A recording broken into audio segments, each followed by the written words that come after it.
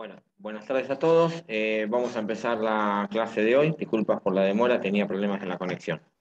Em, la clase de hoy, nosotros la clase anterior, habíamos llegado hasta las distintas actitudes, las distintas conductas que puede adoptar el demandado una vez que estaba notificado del traslado de la demanda.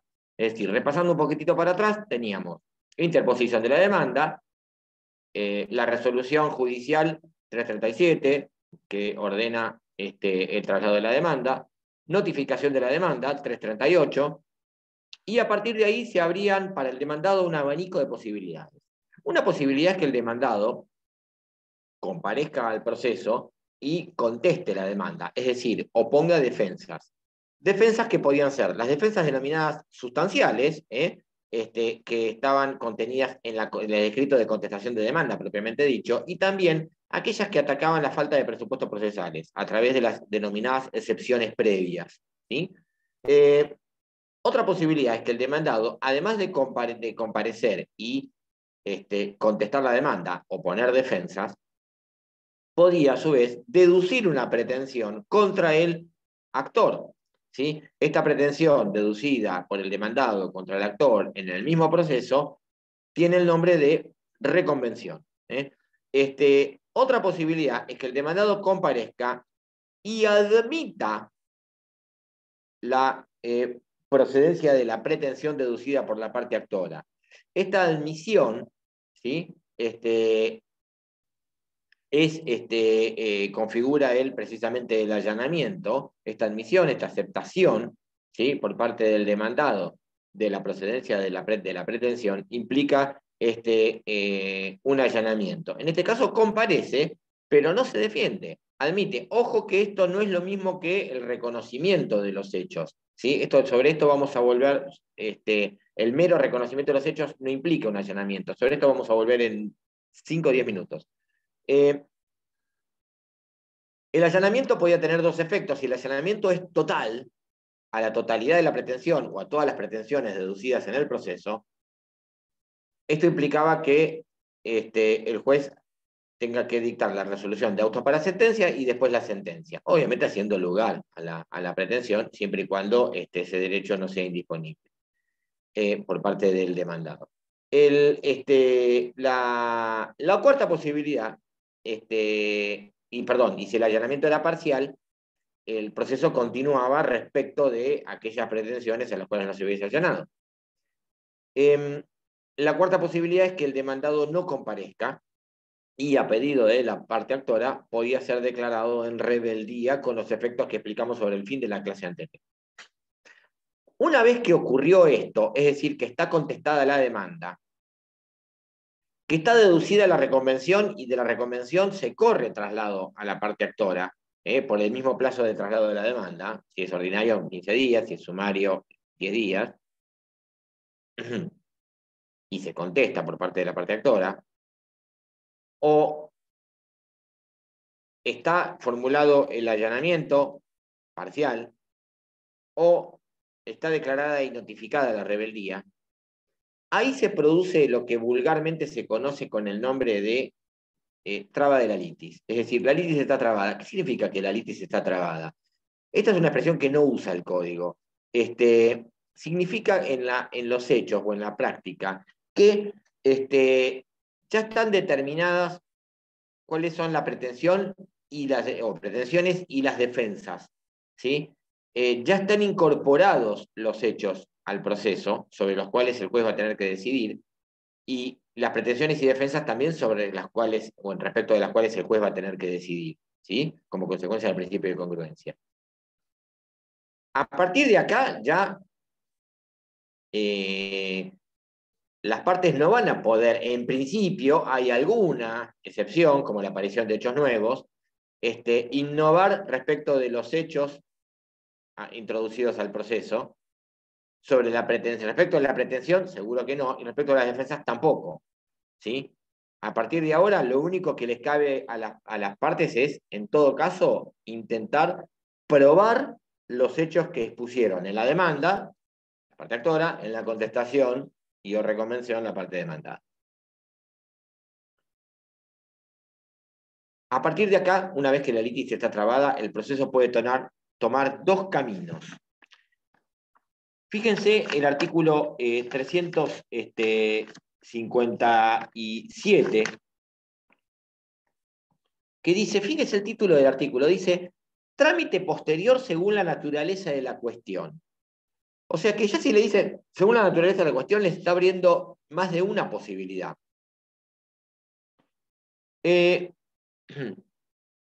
Fíjese que dice, con el escrito de contestación de demanda o a la reconvención en su caso, o sea, contestación de la reconvención, el pleito se debería a prueba si mediera el supuesto previsto en el artículo siguiente. De lo contrario, si fuere de puro derecho, se conferirá nuevo traslado con lo que quedará concluso para definitiva. Ya sé que no entendieron nada lo que dice la norma y precisamente nuestro propósito es intentar aclarar. Espero que lo cumplan, desde luego. Acá el proceso puede tomar dos caminos. Uno es que se decrete la apertura del juicio a prueba mediante una resolución que va a decir Mar del Plata, 22 de junio de 2022, atento a la existencia de hechos conducentes y controvertidos, se abre la causa a prueba por el término de X días. La otra posibilidad, una posibilidad es que se decrete la apertura a prueba. La otra posibilidad es que se declare la cuestión de puro derecho. ¿Esto de qué depende? Fíjese que el código dice, se abre a prueba si media el supuesto del artículo siguiente, si no se declara de puro derecho. Entonces nos vamos al siguiente, al 358. ¿Cuándo se abre a prueba un proceso? ¿Cuándo el juez va a decretar la apertura a prueba? El juez va a decretar la apertura a prueba cuando fíjense que dicen, cuando hechos conducentes respecto de los cuales no hubiera conformidad entre las partes. Para que se decrete la apertura a prueba, tiene que haber hechos conducentes y controvertidos. ¿Qué significa esto? Hechos conducentes es que sean relevantes para el proceso, que tengan relación con la pretensión y con las defensas introducidas en el proceso. ¿Sí? Un hecho que no es conducente es un hecho que, aún probado, no agrega ni quita nada para el resultado del proceso. ¿Sí?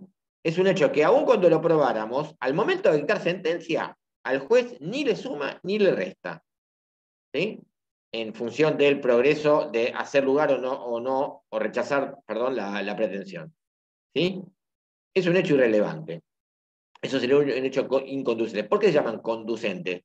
Porque conducen, para la redundancia, nos llevan a la solución final del proceso.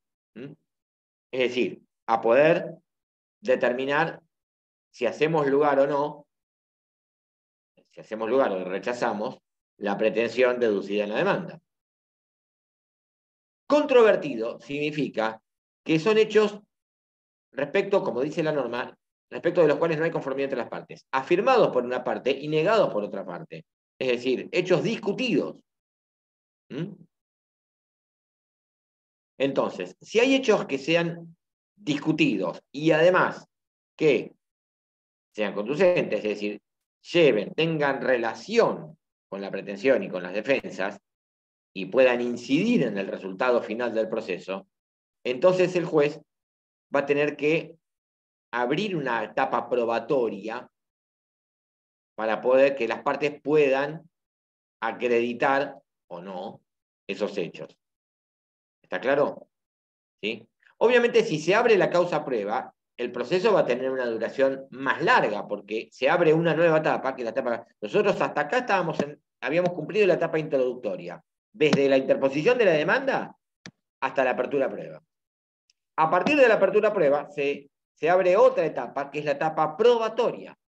Ahora, volvemos un poquito para atrás. Supongamos que no hay hechos conducentes y controvertidos. Y ustedes me dirán, ¿y cómo ocurriría esto? Puede ser que las partes estén de acuerdo respecto de los hechos, pero estén en desacuerdo respecto del derecho aplicable o de la interpretación de las normas jurídicas aplicables. Ejemplo. es un proceso en el cual se discute un cumplimiento de contrato en dólares. Y la parte demandada admite, reconoce la celebración del contrato, las intimaciones que le cursó la parte actora, reconoce la forma en que se produjo la rescisión contractual y reconoce que adeuda la suma reclamada de $20.000. Pero entiende, supongamos que la parte actora reclama que le paguen esos $20.000 en dólares billete, ¿sí? Y la parte demandada entiende que, como consecuencia de una distinta interpretación de los artículos 767 y 778 del Código Civil y Comercial, él puede cancelar esa deuda con pesos a la cotización, obviamente, no el dólar blue, sino a la cotización del dólar oficial. Banco Nación, tipo vendedor. ¿Sí? Que obviamente es muchísimo menor. ¿Sí? El dólar blue hoy está en, no sé, no lo verifiqué, pero estaba creo que ya en 2.20, entre 2.15 y 2.20, y el oficial está un 70-80% menos. ¿Sí? Las partes están de acuerdo respecto de los hechos. Sin embargo, están en desacuerdo en cómo se interpreta las normas aplicables, en este caso los artículos 767 y 768 del Código Civil y Comercial. ¿Es necesario que nos metamos en una etapa probatoria para probar que los hechos que las partes están de acuerdo? No tiene sentido que perdamos y dilapidemos tiempo y dinero, ¿sí? En una etapa probatoria. Entonces, en ese caso, el juez prescinde de la etapa probatoria, sin que esto implique una lesión del derecho de defensa en juicio, ¿sí? Porque las partes están de acuerdo respecto de los hechos. Prescinde de la etapa probatoria y declara la cuestión de puro derecho. Entonces, una vez que está trabada la litis, se abren dos posibilidades. Uno, hay hechos conducentes incontrovertidos, se abre el juicio a prueba. Dos, no hay hechos conducentes y controvertidos, es decir, existe conformidad de las partes respecto de los hechos, pero la discusión radica o se centra en el terreno, en el derecho, es decir, cuáles son las normas aplicables o cómo tienen que ser interpretadas las normas aplicables. En ese caso se declara la cuestión de puro derecho. ¿El reconocimiento de hechos implica un allanamiento? No, señor. El reconocimiento de los hechos es solamente el reconocimiento de los hechos. Tiene incidencia en que nos salteemos la etapa probatoria, en prescindir la etapa probatoria. Pero hay una defensa planteada. No, señor juez, yo no tengo que pagar $20.000. Yo tengo que pagar el equivalente. Yo, como hay un cepo cambiario, no le puedo dar los dólares y billetes, entonces le voy a dar los pesos a cotización oficial, Banco Nación o tipo vendedor. ¿No? ¿Sí? Entonces, eso no es un allanamiento, está bastante lejos de ser un allanamiento. ¿Está claro esto? Vamos primero con el camino corto. Se declara la cuestión de puro derecho. En ese caso, el juez, en el proceso ordinario, solamente en el ordinario, confiere un nuevo traslado a las partes para que puedan ampliar estos traslados. Este traslado se llama réplica y dúplica. Réplica en el escrito que va a presentar la parte actora, dúplica la parte demandada. Y que puedan ampliar los fundamentos de tipo jurídico. Nada más que eso. Ese traslado va a ser, la ley no dice por su orden. Por su orden significa que primero le va a dar un plazo a la parte actora y después a la demandada. Y ese traslado es por el plazo de 5 días. Cuando el código no dice, ¿qué dice el 150? Cuando el código no dice por cuántos días es un traslado, un plazo, son 5 días. ¿Sí? El plazo por defecto en la ley, el Código Procesal, son 5 días. Cuando no dice cuánto, cuando dice cuánto, sí, los días que diga. la norma. Pero cuando no dice, son 5 días. Cumplido ese traslado, el juez va a dictar resolución de autos para sentencia y sentencia. En un rato vamos a hablar de qué significa esta resolución de autos para sentencia. Volvemos para atrás. Camino largo. Se abrió el juicio a prueba. Esta resolución se notifica por cédula de notificación. Obviamente, ya las resoluciones son autonotificables desde octubre del año pasado, así que ni bien sale ya automáticamente, las partes van a quedar notificadas electrónicamente.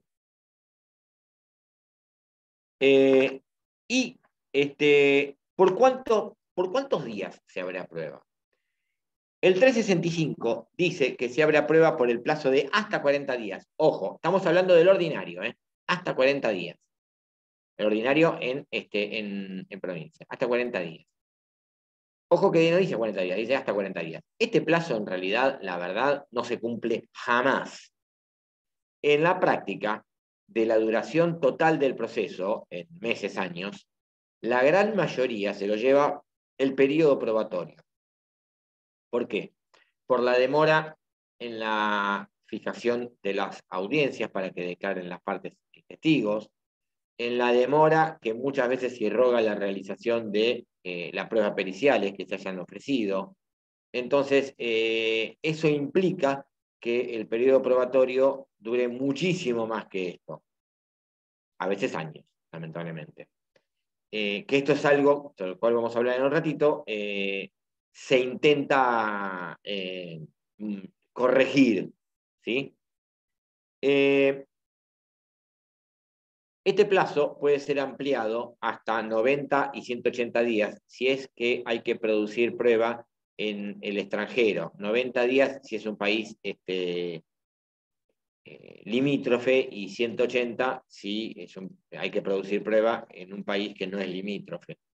Ustedes preguntarán, ¿en qué supuesto habría que producir prueba en el extranjero? Supongamos que hay que hacer declarar a un testigo que vive en otro país.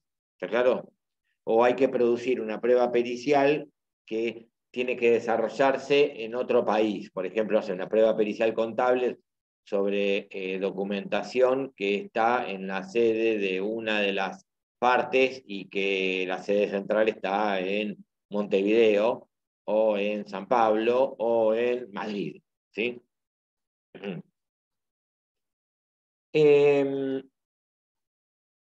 En el proceso ordinario, solamente en el ordinario en la provincia de Buenos Aires, y esto es algo que estimo va a estar destinado a desaparecer, en el periodo probatorio se forman los denominados cuadernos de prueba. ¿Esto qué significa?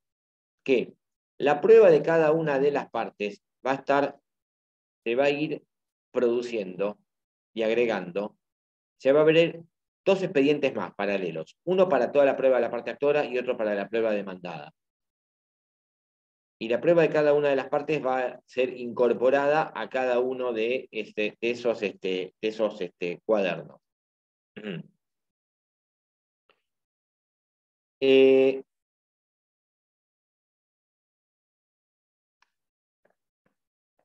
Una vez que se abrió prueba, el juez, en las partes, en el proceso ordinario, en la provincia de Buenos Aires, tienen 10 días para ofrecer las pruebas. ¿Qué significa ofrecer las pruebas? Ofrecer las pruebas significa que se le solicita al juez de qué pruebas van a valerse. ¿Sí? Por ejemplo, acá van a ofrecer todas menos la documental, que hubo que ofrecerla en la demanda de contestación. Esto ocurre solo en el ordinario de la provincia de Buenos Aires. En todos los demás procesos, toda la prueba se ofrece en la demanda y en la contestación. Sobre esto vamos a volver en un rato. Entonces, me notifican la apertura a prueba. Queda firme la apertura a prueba a los 5 días de notificado. Y a partir de ahí me empiezan a correr 10 días para yo presentar un escrito diciendo, señor juez, ofrezco los siguientes medios probatorios. 2 puntos. Testimonial. Solicito que se cite declarar como testigo a las siguientes personas. Y los datos de los testigos. Confesional. Solicito que se cite a absolver posiciones a la contraria por medio de cédula de juzgado. Pericial. 2 puntos. Solicito que se designe perito contador para que dictamine sobre los siguientes puntos. A, B, C, D, lo que sea. Eso es ofrecer la prueba. Una vez que yo la ofrezco, el juez la provee, es decir, ordena su producción. Puede ser que no la provea porque la considere que es formalmente inadmisible o que es superflua, ¿sí? Porque por ahí estoy intentando, no sé, ofrezco una pericia caligráfica para demostrar la autenticidad de un instrumento que fue expresamente reconocido por el demandado. ¿Y para qué vamos a una pericia caligráfica si ya me lo reconoció? ¿Está claro? Sería una prueba superflua. Una vez que las pruebas se proveen, ¿qué significa que se provean? Que el juez fija una audiencia para la declaración de los testigos, para la declaración de las partes, que ordena la designación de un perito, si ofrecí prueba informativa, que ordena librar oficio a las entidades que las cuales yo hubiese requerido. Una vez que las pruebas se proveen, es decir, se ordena su producción, las pruebas se producen. ¿Qué significa que las pruebas se producen? Durante el periodo probatorio. ¿Qué significa que se produce? Que se realizan efectivamente y se incorporan al proceso. En el momento que la prueba se produce, la prueba es adquirida por el proceso, no sé si ya vieron principios procesales, en principio de adquisición procesal. Antes que la prueba se produzca, yo puedo desistirla. Pero una vez que la prueba se ha producido, ya no me pertenece a mí, parte que le ofreció, sino que le pertenece al proceso. Independientemente del resultado de esa prueba. Puede ser que yo ofrezca un testigo, ¿sí? Viene el testigo a declarar. El testigo declara y la declaración, la verdad que es contraria a los intereses de mi cliente. Y yo pienso para mis adentros, ¿para qué lo traje? ¿Para qué lo ofrecí? Si yo quisiera desistir de ese testigo, porque no me favorece o no favorece los intereses de mi cliente, ya no puedo hacerlo. Porque esa prueba ya no me pertenece a mí, le pertenece al proceso. Ahora, antes que declare, ¿podría yo desistirlo? Absolutamente. Lo desisto sin tener que dar ninguna aplicación. Lo desisto y punto. ¿Sí? Una vez que declaró, o que ya empezó a declarar, soné. No puedo hacer más nada. ¿Mm?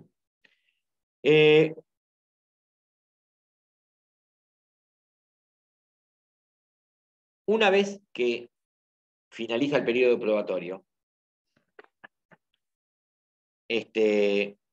pasamos a la siguiente etapa, que es la etapa decisoria. Nos salteamos el articulado, porque nosotros veníamos con el articulado más o menos en forma corrida, pero como en esta materia no vemos los medios de prueba en particular, vemos solamente los conceptos de los medios de prueba, nos salteamos los medios de prueba, y los van a ver en Derecho Procesal Civil, ya en forma particular, cómo están regulados cada uno de los medios de prueba en el código, y nos vamos al artículo 479. Conclusión de la causa para definitiva. El 479 repite casi sobreabundantemente el 357. Donde dice, cuando no hubiese mérito para recibir la causa prueba, se va a proceder con arreglo a lo establecido en el último párrafo del 357. Se va a declarar la cuestión de puro derecho. Eso ya lo explicamos, ya lo vimos. Vamos a ver si se hubiese producido prueba. 480. Si se hubiese producido prueba, el juez va a pedir que se agregue al expediente toda la producida. Cuando los expedientes eran en formato papel, los cuadernos, los expedientillos que se habían formado con el cuaderno de prueba se volvían a agregar al principal. Ahora ya no. Ahora ya directamente se continúa con el expediente principal. Y cumplidos estos trámites, con toda la prueba en un solo expediente, antes, ahora ya, en realidad nunca, ya no es necesario volver a coser los expedientes. Ahora, lo que se va a hacer y con lo que se va a empezar a cerrar la etapa probatoria es que el secretario va a realizar un certificado de vencimiento de término probatorio. ¿Qué es esto? El secretario va a hacer una constancia en la cual certifica que el periodo de prueba ya venció y va a hacer un detalle de aquellas pruebas que se hayan producido o las que no se hayan producido porque, y estén pendientes, o también las que se hayan desistido. Entonces va a decir, certifico que el plazo por el cual se abrió a prueba este proceso se haya vencido. Y se produjo la siguiente, habiéndose producido la siguiente, 2 puntos. Prueba de la parte actora. Instrumental, 2 puntos. Acompañada en la presentación de fecha tal. Testimonial, 2 puntos. Testigo Juan Carlos López, producida. Testigo Carlos Alberto Ramírez, producida. Testigo María de los Ángeles Martínez, pendiente, si no declaró, ese testigo. ¿Sí? Así con todas las demás pruebas. Si hubiese pruebas pendientes, no podemos pasar a la etapa que sigue. Si hay pruebas pendientes mías, bueno, si tengo algún interés, veré la posibilidad de producirlas. Si no tengo interés, las desisto. Y si hay pruebas pendientes de la contraria, si bien no lo vemos en esta materia, lo que puedo hacer es solicitar que se declare la negligencia de la producción en la producción de esas pruebas. ¿Por qué? Porque es carga de las partes activar la producción de las pruebas que ofrezco.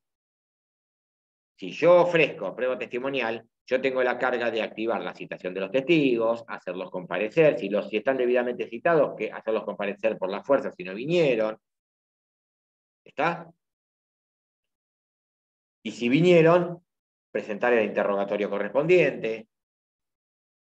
Si yo ofrecí prueba pericial, es la carga mía de instar que se designe un perito, notificarle la designación, pagar en anticipo para gastos que se hubiese solicitado. Si no presenta el informe, intimarlo a que lo haga.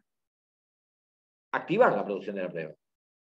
De las pruebas, de mis pruebas, de las que yo ofrecí. ¿Está claro? Si no lo hago, me pueden dar por perdido el derecho de hacerla. Precisamente por esa desidia. Eso se llama declaración de negligencia. Hay otra sanción que es la caducidad de prueba, no caducidad de la alcancia, caducidad de prueba. No nos vamos a meter en esta materia en la distinción. ¿Sí? Lo van a ver en Derecho Procesal Civil. Certificado de vencimiento a término probatorio. Lo hace el secretario. Es un acto que es propio del secretario del tribunal, no el juez. El secretario del juez o tribunal. Cumplido esto, si no hay pruebas pendientes, el 480 dice que se va a poner el expediente en condiciones de alegar. El plazo para alegar, esto es propio del proceso ordinario en provincia. En todos los demás procesos no hay alegato, ¿sí?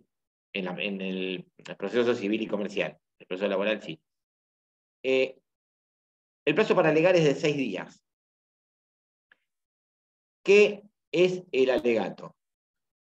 El alegato son manifestaciones que realizan las partes respecto del mérito de la prueba producida.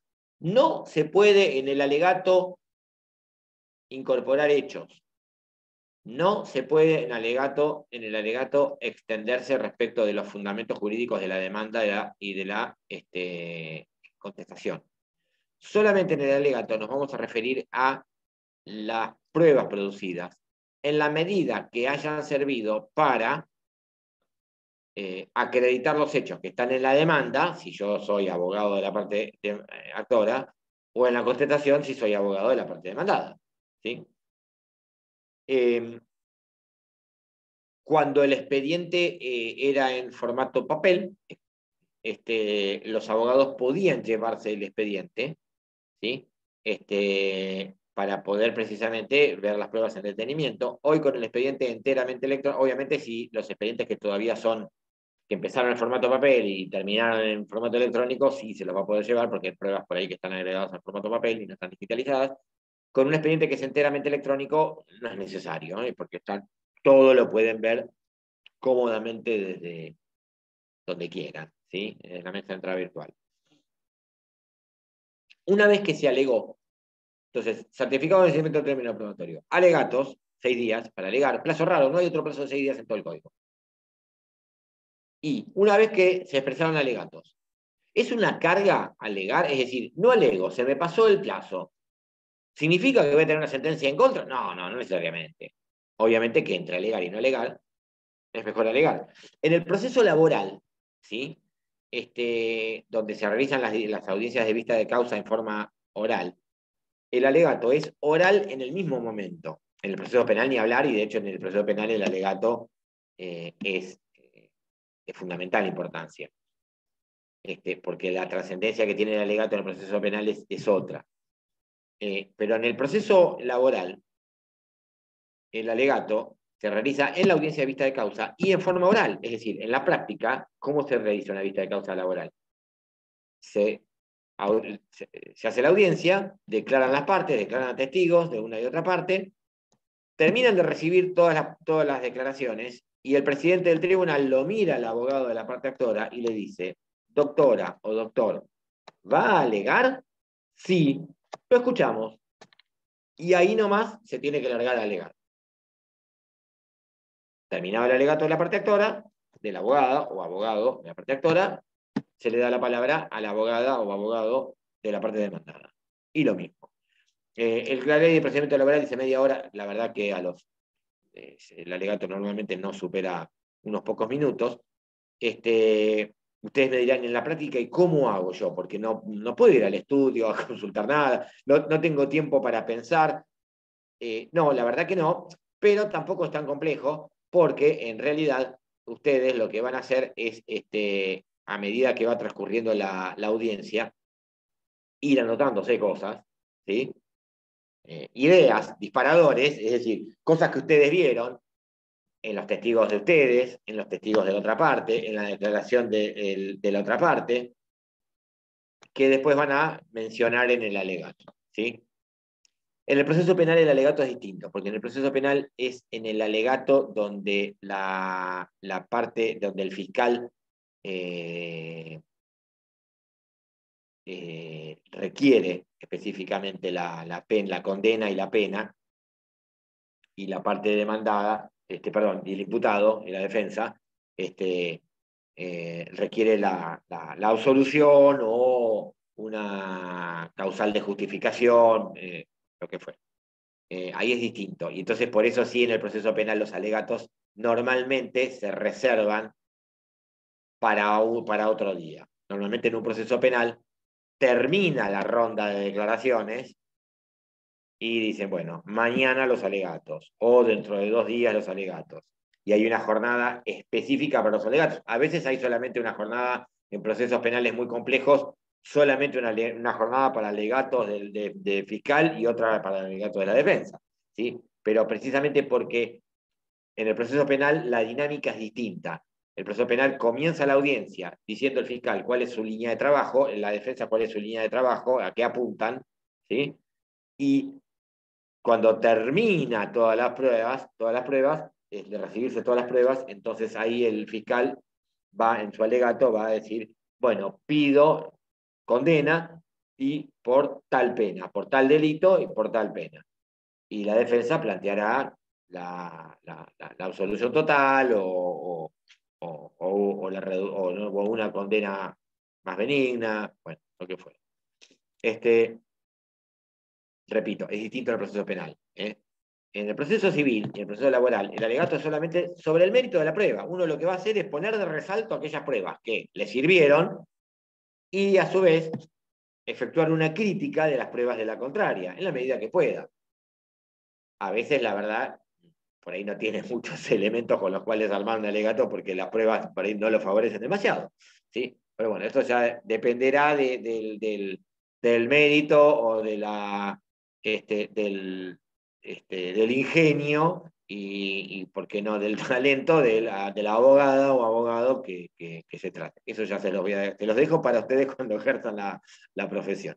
Pero dicho sea de paso, es de las cosas más, en la práctica más, esto es una apreciación exclusivamente personal, más entretenidas, ¿no? Porque es precisamente en estas situaciones en las cuales uno tiene que, no digo que en las demás no tenga que usar la cabeza, pero hay algunas Hay algunas cosas que por ahí ya las hacen ustedes casi mecánicamente, pero hay otras en las cuales a ustedes les requiere agudizar el ingenio, ¿sí? Y decir, bueno, a ver, tengo estos elementos. ¿Cómo puedo armar un alegato y puedo generar algún tipo de convencimiento con estas pruebas que tengo? ¿Sí? Habiendo expresado los alegatos o habiendo vencido el plazo para alegar, 481, autos para sentencia. La resolución, el juez va a dictar una resolución de autos para sentencia. La resolución es muy breve, ¿eh? Mar del Plata, 22 de junio del 2022, se llaman autos para dictar sentencia. O atentos al estado de autos se llaman lo mismo para dictar sentencia. Punto. Un renglón. Firma del juez. ¿Cuál es el efecto del 482? ¿Cuál es el efecto del llamamiento de autos para sentencia? El efecto del llamamiento de autos es que las partes no pueden interponer más escritos ni agregarse pruebas, ni las partes pueden agregar otras pruebas. Es decir, que la actividad procesal de las partes está vedada.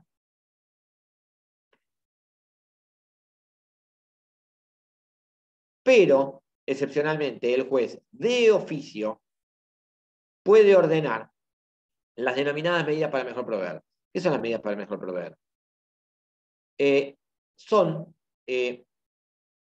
aquellas medidas, normalmente de carácter probatorio, que el juez ordena a los efectos de poder resolver de la mejor manera. En este caso, dictar sentencia definitiva, ni más ni menos, de la mejor manera.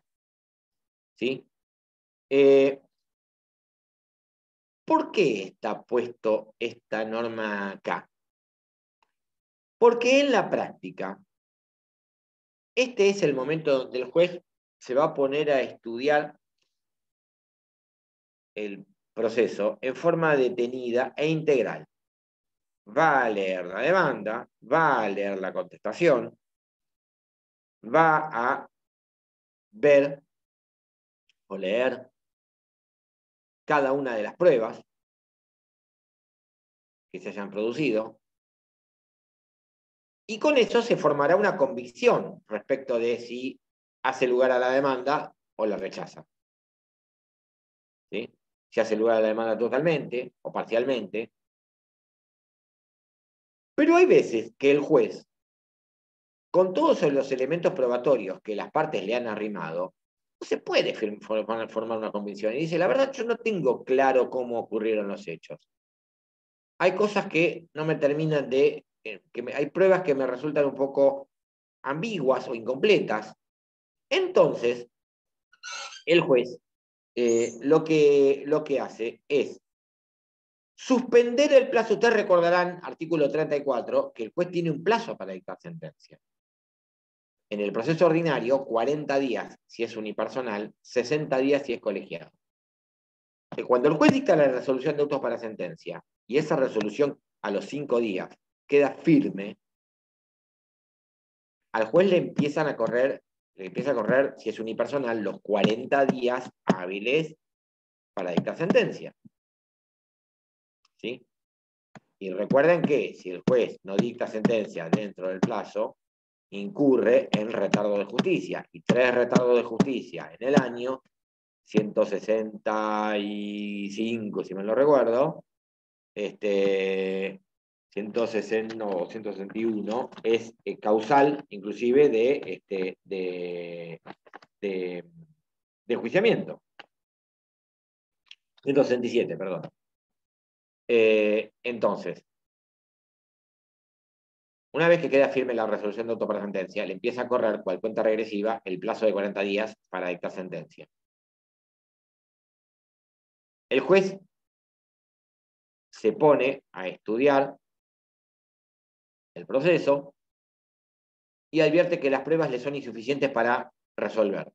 Suspende el plazo que está corriendo para dictar sentencia y ordena la producción de otras pruebas o la ampliación de las producidas. Por ejemplo, que un perito amplíe el informe pericial producido. Porque no le resulta del todo claro. O la realización o ordena la realización de otra pericia. Una vez cumplido esto, estas medidas, ¿por qué para mejor proveer? Para poder dictar sentencia de mejor manera. Una vez que ¿Cuánto tiempo tiene el plazo? no dice la ley durante cuánto tiempo, esto lo fija el juez, estimativamente. Una vez que se producen las medidas, el juez reanuda el plazo. Vuelve a correr, no de cero, sino desde donde estaba, el plazo para dictar sentencia. Y después de esto la sentencia, con los requisitos del 163 que habrán visto en la bolilla o van a ver en la bolilla de resoluciones judiciales. La sentencia se notifica por cédula.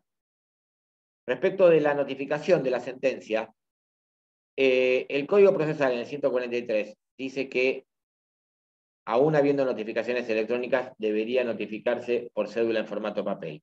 Sin embargo, esto fue modificado por las recientes acordadas, dictadas entre el 2020 y el 2021, y a tenor de la acordada, la 3975, la 4013, la 4016, la 4039, las sentencias también se notifican en forma electrónica, excepto para aquellas partes que no hayan tenido constituido el domicilio electrónico, las que estén en rebeldía, que se van a notificar en formato papel.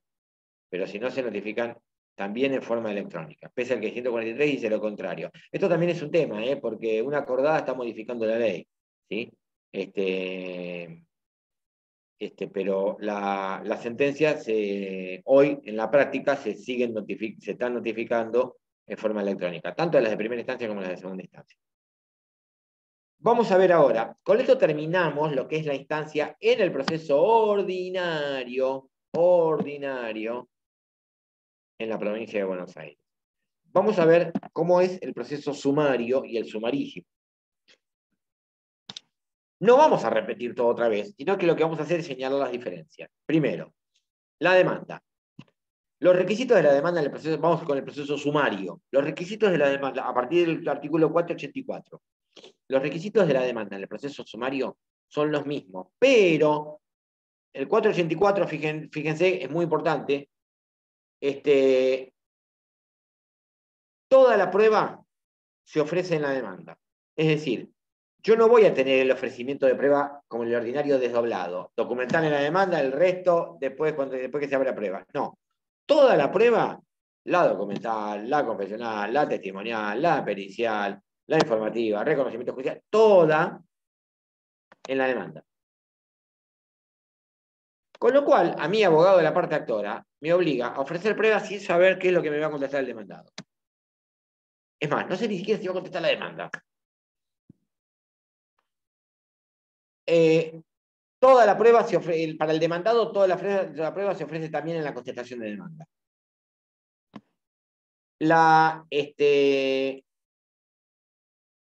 El traslado de demanda es por 10 días. Se notifica de la misma manera, por cédula,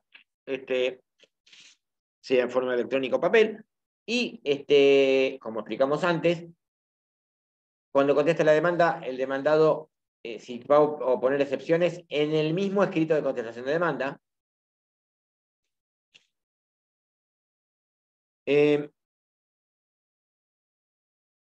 si plantea reconvención, tiene que ser necesariamente conexa a la pretensión principal, es decir, no puede plantear reconvención originado en otra relación jurídica, sino en la misma relación jurídica, es decir, derivado, fíjense que dice el 485, de la misma relación jurídica o fueran conexas a las invocadas en la demanda. ¿Sí?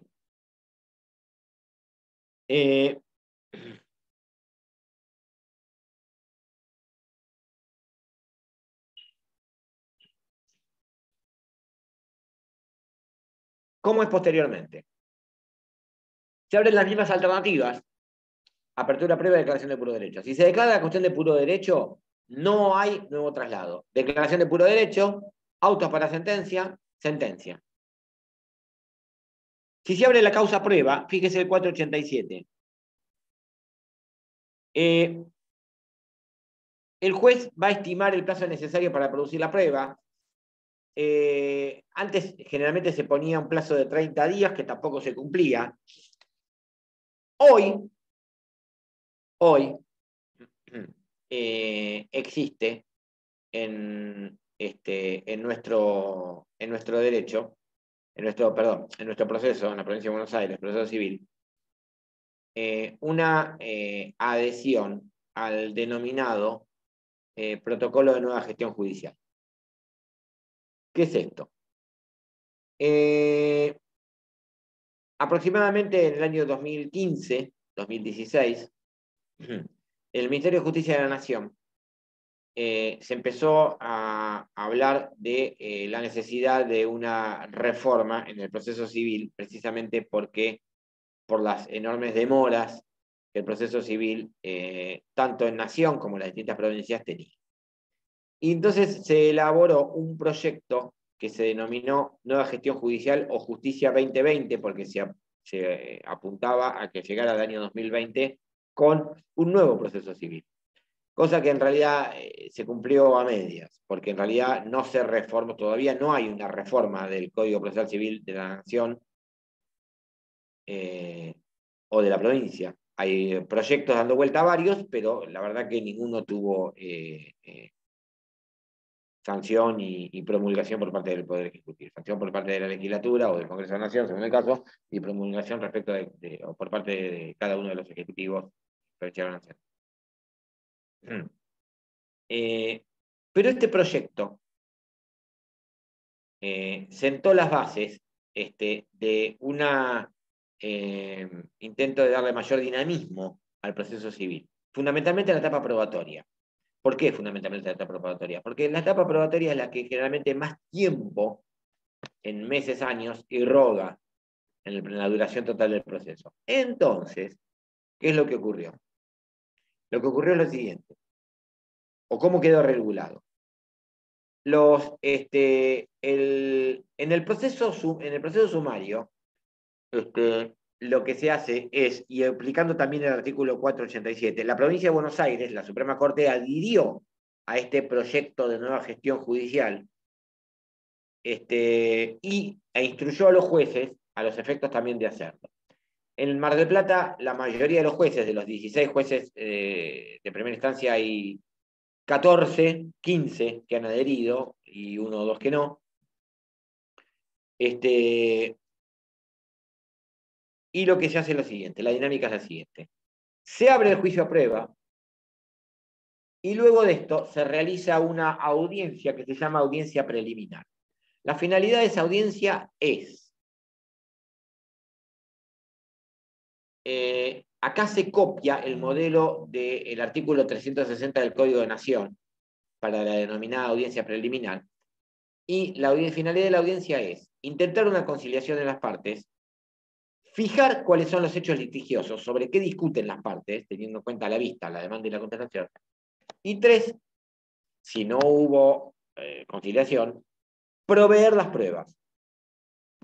Y acá se fija una audiencia de vista de causa, para que todas las pruebas que son orales, confesional y testimonial, y en algunos casos las pedido explicaciones al perito, se realicen en una sola audiencia, que además, en vez de ser toda la vida las declaraciones, lo que se hacía era copiar textualmente lo que las partes o el testigo declaraba. En este caso ya no, sino que esa audiencia es videograbada, ¿sí? Filmada. Entonces, el acta de la audiencia solamente va a indicar quiénes comparecieron. Pero el contenido de las declaraciones va a estar videograbado. Repito, entonces, proceso sumario. Se interpone la demanda. Traslado. Toda la prueba se ofrece con la demanda. Traslado por 10 días. El demandado, las mismas opciones. Contesta con o sin excepciones. Reconviene. Si reconviene, traslado a la parte actora por 10 días para que conteste. Allanamiento, rebeldía. Queda trabada la litis. Opción 1, declaración de puro derecho. Autos para sentencia, sentencia. Opción 2, apertura prueba. Se fija audiencia preliminar las partes están obligadas a comparecer. Si arriban una conciliación, se redacta el acuerdo, termina, y se homologa, se termina el proceso. No arriban una conciliación, se proveen las pruebas. Y se fija, para si hay pruebas testimoniales o confesionales, se fija una fecha de audiencia de causa. El protocolo de nueva gestión judicial dice no más de 3 meses. La verdad, hoy no se está cumpliendo. Para que les dé una idea, a mí en mayo me fijaron una fecha de audiencia preliminar para el 28 de agosto. Y el 28 de agosto me van a fijar la fecha de vista de causa que va a ser con suerte para fin de año.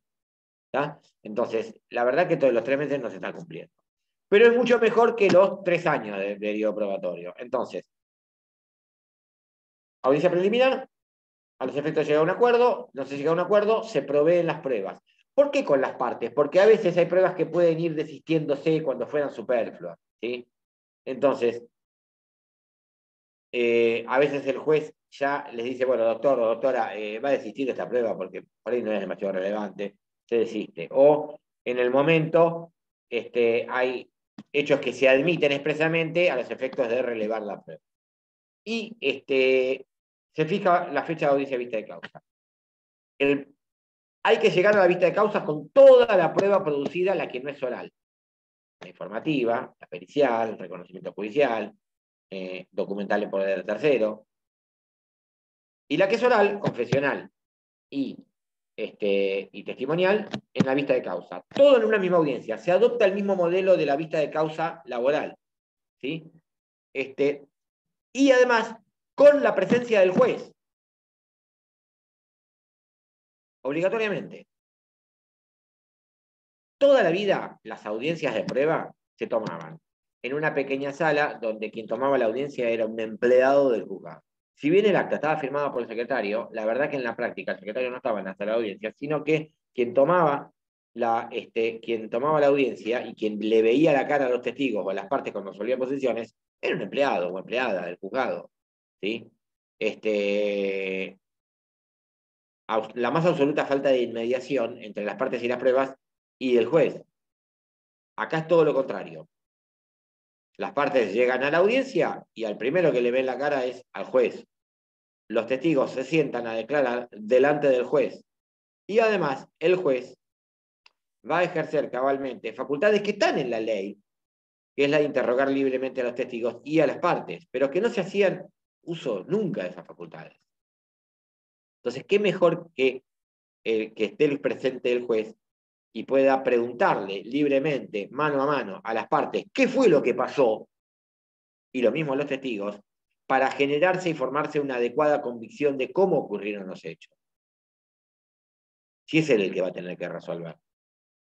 ¿Por qué vamos a poner a una persona en el medio que le cuente al juez? No, que él directamente lo vea con sus propios ojos o lo escuche con sus propios oídos. Y si alguna duda cabe, a los efectos de poder reconstruir esta audiencia, las veces que sean, la audiencia está filmada. ¿Y esto en qué ayuda? Ayuda en que también estamos viendo al testigo gestualmente cómo se comporta. Está nervioso, está tranquilo, está relajado, mira cada rato para atrás, duda 50 veces lo que va a decir, dice una cosa, se desdice y dice otra, o vuelve para atrás. O habla tranquilo, relajado, seguro, contesta enseguida todas las preguntas que le hacen, no se larga a inventar ninguna teoría rara, querer inventar sobre algo que no vio. ¿Sí? Esto contribuye a una adecuada apreciación de las pruebas.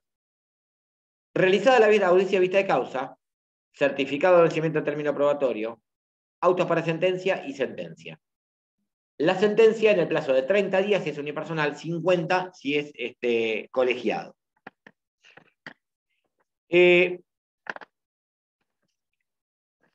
Otra diferencia es que en el proceso ordinario cada parte puede ofrecer hasta 12 testigos y en el sumario solo 5.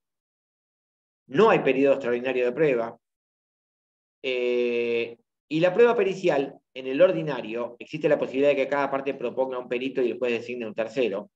Y en cambio acá, así que haya una terna pericial. Acá es un único perito designado por sorteo. Por cada especialidad. Si ofrezco pericia médica, pericia contable, pericia caligráfica, un perito médico, un perito contador, un perito calígrafo.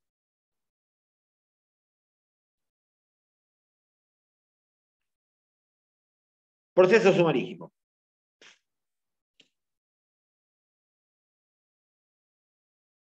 El proceso sumarísimo.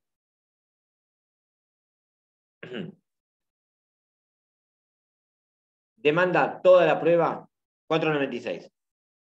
Toda la prueba se ofrece con la demanda. Traslado de demanda por 5 días. El demandado puede contestar la demanda, toda la prueba se ofrece en la contestación de demanda. No hay reconvención. No hay excepciones previas. Contestación, sola, razonamiento, rebeldía. Alternativas posteriores según la naturaleza de la litis. Declaración de puro derecho, auto para sentencia, camino largo, apertura a prueba. Todos los plazos son de 2 días. ¿Se acuerdan que yo decía, el plazo por defecto es 5 días? Bueno, acá el plazo por defecto es 2, menos el plazo para contestar la demanda, que es de 5, y el plazo para dictar sentencia, que ahora vamos a ver cuál es. La realización de la prueba es de la misma manera que en el proceso sumario, aunque dice el código, las audiencias de prueba dentro del plazo de 10 días, esto no se cumple realmente. La idea es darle la mayor urgencia posible. El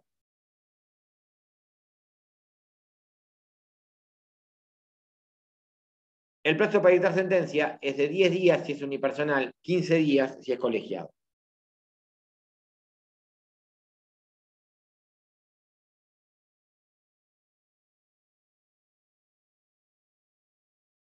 Bien.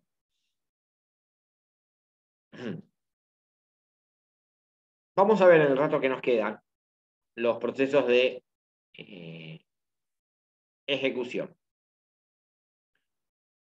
En el Código Procesal, los procesos de ejecución son 3. 1. Ejecución de sentencia. 2. Juicio ejecutivo. 3. Ejecuciones especiales. La ejecución de sentencia, ustedes lo van a ver en el artículo 497.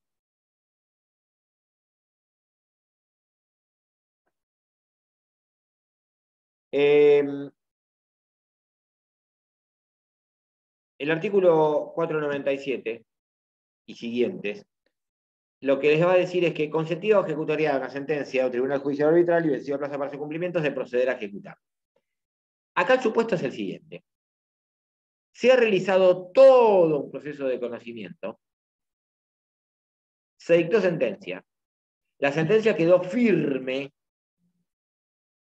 ¿sí? Y la sentencia fijó un plazo. No sé si ustedes ya vieron el 163, inciso 7, plazo para su cumplimiento. La sentencia fijó un plazo para su cumplimiento. Se condena al demandado a pagar a la parte actual la suma de 1 millón de pesos. En el plazo de 10 días de quedar firme la presente. Queda firme la sentencia. Pasó, transcurrió el plazo de 10 días, en el ejemplo que dábamos, y el demandado no cumplió con la sentencia. Entonces, ¿qué puede hacer la parte actora? Procurar la ejecución forzosa de la sentencia. ¿Sí? ¿Se acuerda cuando hablábamos de la executio? ¿Sí? Cuando hablábamos de la jurisdicción, un par de meses atrás. ¿Qué es lo que va a ocurrir? ¿Qué es lo que va a solicitar? Lo que va a solicitar es, y en qué consiste esto, muy sumariamente, porque no lo vemos en realidad en detalle en esta materia, lo van a ver en Derecho Procesal Civil, es en, si la sentencia condena a una suma líquida, va a procederse al embargo de bienes, si lo estuviera el demandado. Si es una suma ilíquida, por ejemplo, capital más intereses, se hace una liquidación, se le notifica, tiene 5 días para impugnarla, no la impugnó, se aprueba, y ahí sí podemos ir con el embargo. Es decir, es lo mismo, pero con un pequeño desvío, de la necesidad de practicar una liquidación. Se produce al embargo de bienes, una vez que se lo embarga, fíjese el artículo el 500, después 503, 504, una vez que está trabado el embargo, se produce lo que se llama citación de venta. Citación de venta significa que se lo cita para oponer defensas, que son muy pocas, las que están en el 504, prescripción, falsedad, quita, espera, remisión, pago. Puede, inclusive hasta producirse un pequeño periodo de prueba, lo cual no es común, y después se dicta sentencia mandando a llevar la ejecución adelante. ¿Sí? ¿Esto cómo termina? Esto va a terminar con la venta en pública subasta de los bienes embargados. ¿Sí? Una vez que se realiza, no lo vemos en esta materia, se realiza la venta en pública subasta, se deposita, el comprador deposita el precio de la venta, de la compra, como se lo vea, y el juez va a proceder a pagar gastos de justicia, honorarios, y después el capital. Esto en forma muy, muy general. Pero lo que quiero que tengan en claro es, primero, la ejecución de sentencia es el proceso que se abre como consecuencia de o a los efectos de hacer cumplir una resolución judicial condenatoria. Una sentencia que está firme, ejecutoriada. Esto se aplica también a sentencias a laudos arbitrales y también a las ejecuciones de multas procesales y a las ejecuciones de honorarios. ¿Sí? Es lo mismo. El trámite es embargo, citación de venta y sentencia. ¿Sí? Y termina esto con la realización.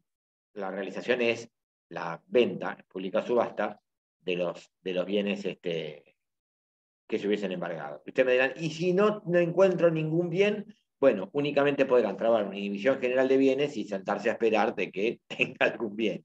¿Sí? El segundo proceso de ejecución es el juicio ejecutivo. El juicio ejecutivo es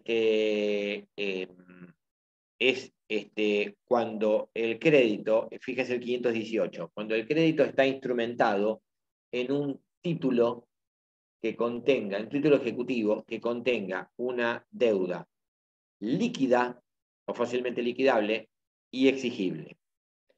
¿Qué significa esto? La deuda líquida o fácilmente liquidable significa que esté expresada en dinero o que su cuantía, 1.000.000 de pesos, ¿sí? 100.000 pesos, 425.000 pesos. O que su cuantía pueda determinarse con un simple cálculo matemático, 100.000 pesos más 2% de interés mensual. ¿Sí? ¿Qué sería una deuda no líquida? 50 bolsas de papa. ¿Sí? Y exigible. ¿Qué significa exigible? Vencida, en mora. ¿Sí? Que ya puedo exigir su cumplimiento.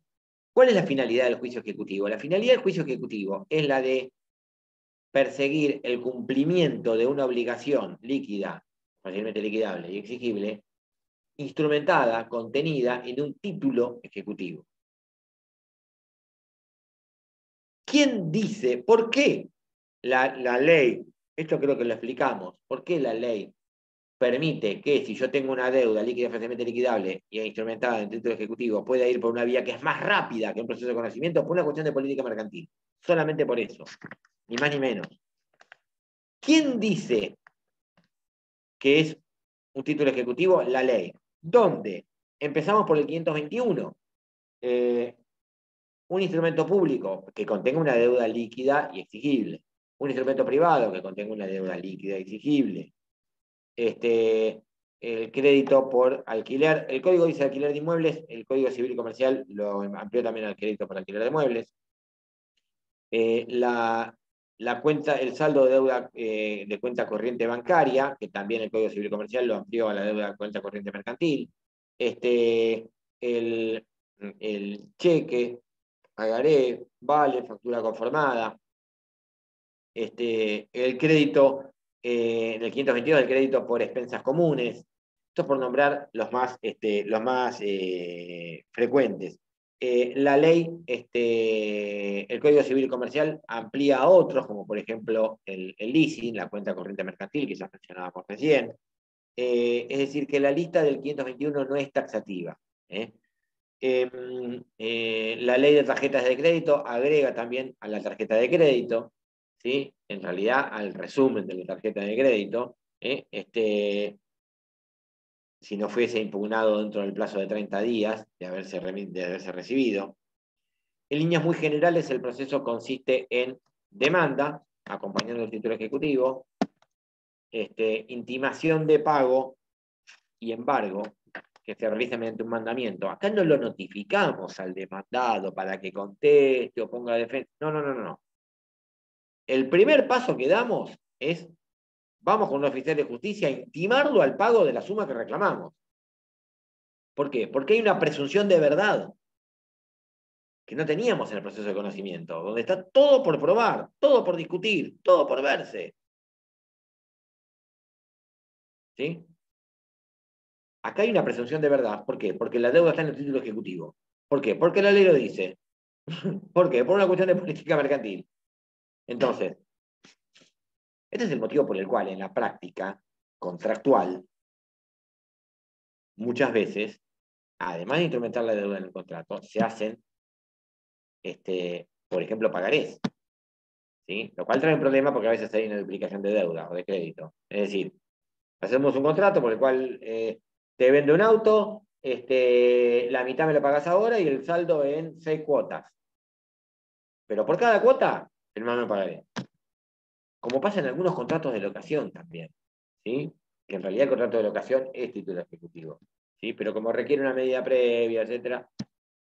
Bueno, esto trae a veces algunos problemas, porque se terminan ejecutando o reclamando de los dos lados, ¿sí?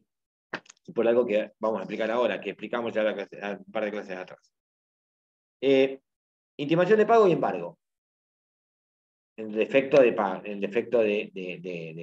que, o si fracasa la intimación de pago, que fracasa así, en la práctica.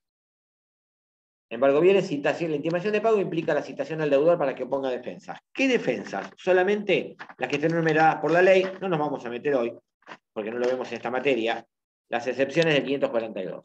Acá, excepciones no son las excepciones previas. Excepciones en el oficio ejecutivo es el nombre que tiene las defensas que puede oponer el ejecutado. Presten atención al inciso. Hay algunas que ustedes conocen: incompetencia, falta de personería, la independencia. Pero fíjense el inciso cuarto. Bueno, prescripción, pago, compensación. Pero fíjense el inciso cuarto: falsedad e inhabilidad de título. Acá son dos. La falsedad es cuando el título está adulterado. La inhabilidad es cuando carece de algún requisito legal. Pero dice el inciso cuarto, no, y se acuerdan el ejemplo que dábamos en la última clase presencial que tuvimos, no pueden oponerse defensas que tengan que ver con la causa del título, con la relación jurídica, generalmente contractual, que originó el título. Eso me lo tengo que guardar, yo ejecutado me lo tengo que guardar. ¿Para qué? ¿Para cuándo? Para un proceso de conocimiento posterior. Solamente yo ejecutado voy a poder atacar el aspecto meramente formal del título ejecutivo. No el trasfondo, la relación jurídica que le dio origen, o en cuyo contexto o en cuya virtud yo había firmado ese pagaré, ¿se acuerdan? Por los trabajos de carpintería, ¿sí? Que mencionábamos. Creo que fue la última clase presencial. Si se oponen excepciones, traslado a la parte ejecutante por 5 días, pueden ofrecer prueba. Supongo que ofrezco excepción de falsedad. Voy a ofrecer prueba pericial caligráfica, si no, voy destinado derechito al fracaso. Se produce la prueba, el juez dicta sentencia que se llama sentencia de tránsito, ¿sí? Haciendo lugar a la ejecución o rechazándola. Si se hace lugar a la ejecución, una vez que queda firme, se ejecuta esa sentencia de la misma manera que veíamos recién. Las ejecuciones especiales están 591, 592.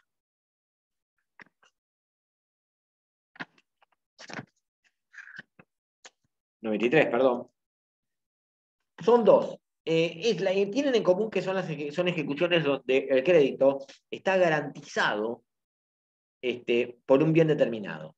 Si es un inmueble, una hipoteca; si es un inmueble, una prenda. Entonces tenemos dos tipos de ejecuciones especiales: la ejecución hipotecaria y la ejecución prendaria.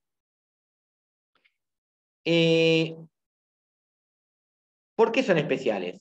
Porque tienen a su vez un grado de debate y de conocimiento por parte del juez todavía más acotado que en el juicio ejecutivo, entre comillas, común, el del 518 y siguientes. Solamente puede producirse prueba dentro del radio del juzgado, no puede producirse prueba fuera del radio del juzgado. Solamente van a poder producirse algunas excepciones. Fíjense el 595, ¿sí? Incompetencia, falta de personería, litipendencia, cosa juzgada, y prescripción, quita, pena, remisión. No puede haber otra excepción que estas. Y prueba solamente dentro del radio del juzgado. De todas formas, y esto no lo vemos en esta materia, pero jurisprudencialmente a veces por razones de economía procesal se ha ampliado un poco el grado de conocimiento y se ha permitido discutir otro tipo de cuestiones, como por ejemplo los intereses, ¿sí? En el marco de una ejecución hipotecaria, ¿sí? Y hay jurisprudencia ya de antaño, por ejemplo, particularmente la Cámara de Operaciones Civil y Comercial de Mar del Plata, ¿sí? Pero esto se hizo por razones de economía procesal y para evitar tener que realizar todo un proceso de conocimiento posterior solamente para discutir eso, ¿sí? Bueno, son y 26. Con esto terminamos hoy acá. La clase que viene vamos a ver muy brevemente al principio algunos procesos que nos han quedado colgados, voluntarios, que en realidad vemos más que nada los conceptos voluntarios, universales, y sí nos va a llevar un ratito más colectivos, y yo voy a dar la primera parte de la bolilla de actos procesales. La clase que viene va a ser el 29, el parcial es el 4 o el 6. ¿El 6? El 6 creo, profe. 6. Bueno, que creo que es miércoles. O sea que la clase que viene va a ser, yo no sé si es la última que tenemos. Yo no sé en el cronograma si tengo clase el miércoles o el viernes de la semana que viene. Pero yo no sé si me tengo que fijar después si yo esa clase la tengo el miércoles o el viernes. Si no, esa va a ser la última. Y obviamente si nos queda tiempo, obviamente quedamos abiertos para las preguntas en general que quieran hacer. Bueno, buenas tardes a todos y nos vemos la semana que viene. Gracias, profe.